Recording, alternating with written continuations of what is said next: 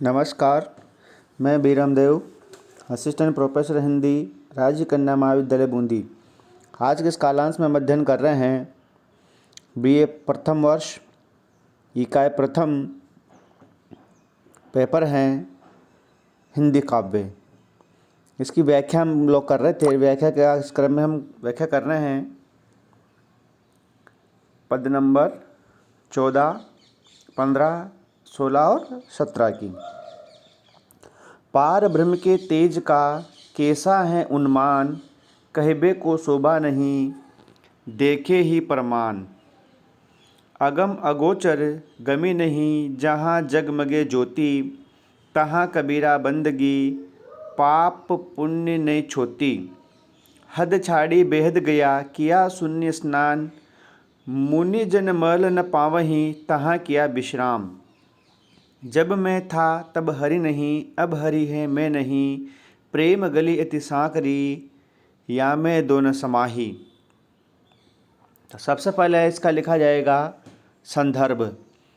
संदर्भ में लिखना है कि प्रस्तुत काव्यांश हमारी पाठ्य पुस्तिका भक्ति काव्य के अंतर्गत आए हुए हिंदी साहित्य इतिहास का स्वर्ण काल, भक्ति काल की निर्गुण भक्ति काव्यधारा के जो प्रमुख कवि हैं संत कबीरदास द्वारा रचित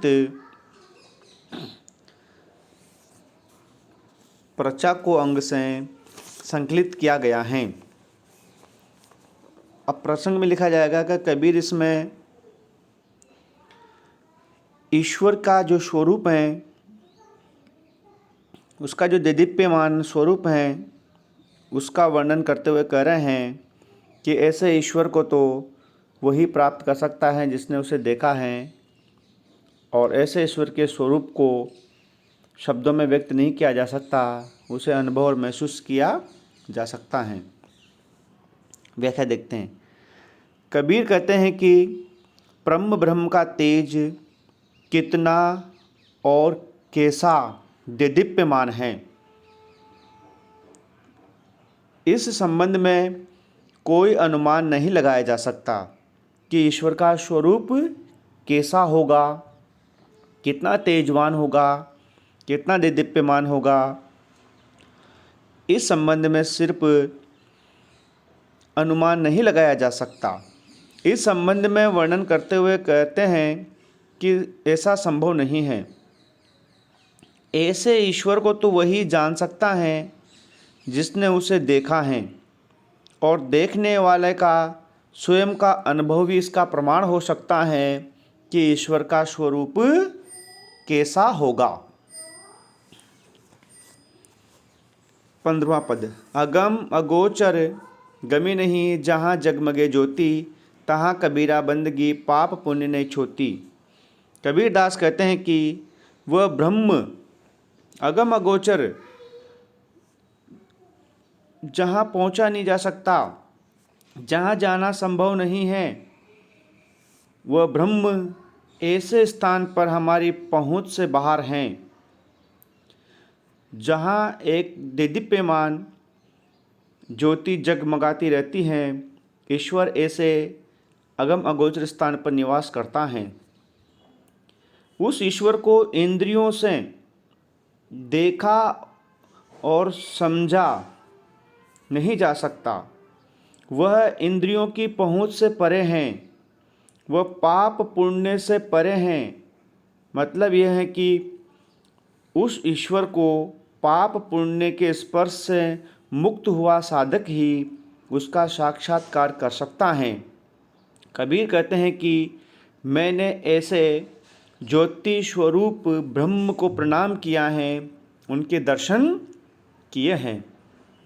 कहने का तात्पर्य कबीर है कि ईश्वर ऐसे अगम अगोचर देदीप्यमान ज्योति के रूप में विराजमान है।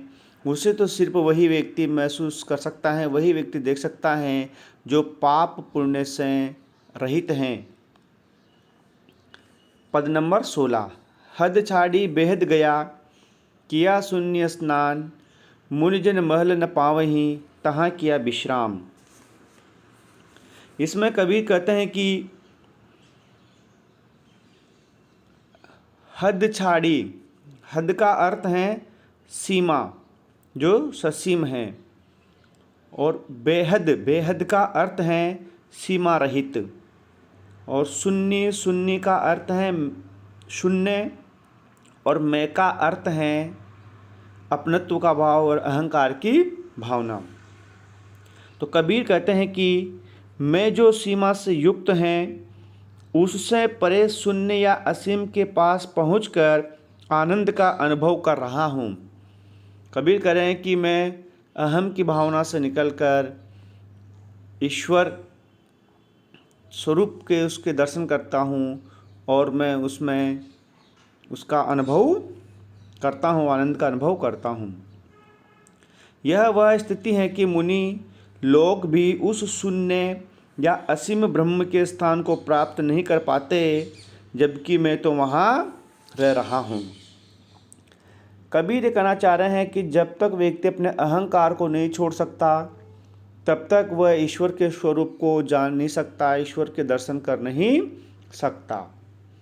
अहंकार को छोड़ना ही अपने हृदय में ईश्वर का निवास स्थान है और इस ईश्वर को लेकर हम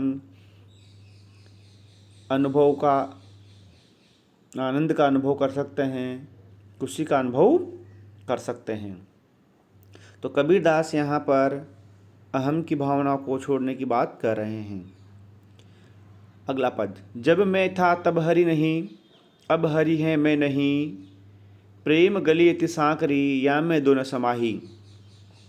कबीरदास कहते हैं कि जब मेरे भीतर अपने पन का भाव था, अहम का भाव था, तब तक तो मैं ईश्वर को प्राप्त नहीं कर सका। अब जब मैंने ब्रह्म को पा लिया है तब मुझ में अहम का भाव नहीं रहा, वो समाप्त हो गया है। ईश्वर एवं अहम एक साथ नहीं रह सकते क्योंकि हृदय रूपी गली सक्रिय है और उसमें दोनों अहम और ईश्वर एक साथ निवास नहीं कर सकते। तो कबीर कहना चाह रहा है कि अब मेरे हृदय में अहम का भाव नहीं है, इसीलिए मेरे हृदय में ईश्वर निवास करते हैं।